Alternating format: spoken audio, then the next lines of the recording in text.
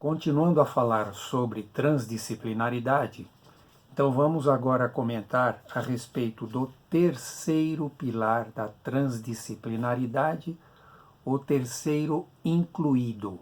Por que incluído? Porque na lógica convencional, o terceiro é chamado de excluído.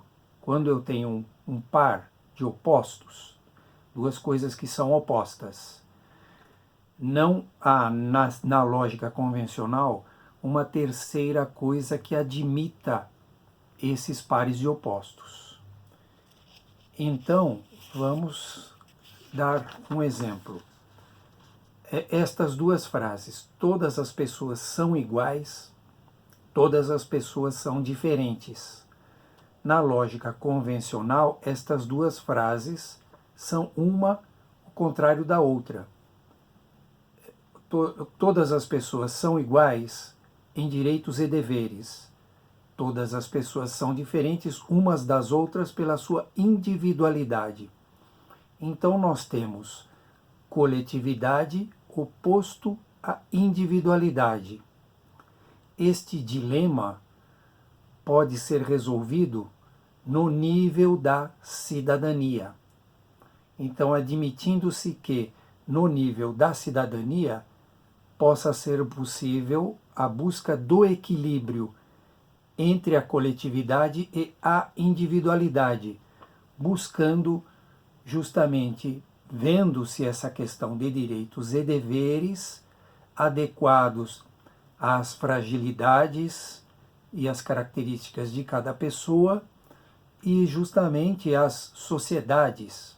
Hoje em dia, cada vez mais, cotidianamente, buscam encontrar o equilíbrio entre estas duas situações, justamente em cima do trabalho com a cidadania. Uma outra maneira de procurarmos entender o terceiro incluído é através das leis da física. Então, as leis da física no nível macroscópico, ou cósmico, ou subatômico, não são as mesmas, dependendo do nível que se estiver vendo. Em determinados níveis, pode haver algum tipo de oposição ou paradoxo. Então, por exemplo, no mundo mecânico macroscópico, um objeto ou está em movimento ou está parado. Para ir-se a um terceiro incluído e ser possível admitir essas duas condições, veremos na teoria da relatividade qual é o referencial que está se usando para dizer se o objeto está em movimento ou está parado, se a pessoa está em movimento ou está parada. Então, uma pessoa que estiver dentro de um avião pode estar parada dentro do avião, mas está em movimento no avião em relação à superfície terrestre. Assim também em um trem, em um automóvel, né? E assim por diante em outras situações nessa oposição, movimento ou parado.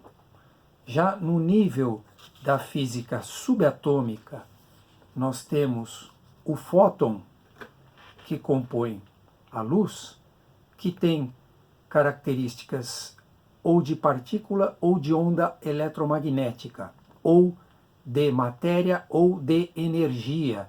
E isso é resolvido no quantum. O quantum, em latim, é uma espécie de pacote, é um pacotinho de energia-matéria, que aí acaba resolvendo esta dualidade, esta oposição. E nós temos também, se formos pensar na teoria neurológica a respeito do entendimento do funcionamento encefálico, as teorias localistas e as teorias holistas. Então, o localismo procura entender o funcionamento encefálico como querendo adequar a cada área do cérebro ou do encéfalo determinada função, de uma maneira quase que exclusiva. Isso no século XIX havia uma grande oposição entre os estudiosos. Havia aqueles que diziam que não havia esse localismo, que o funcionamento do encéfalo era como um todo. E ora a coisa pendia para um lado, ora para o outro.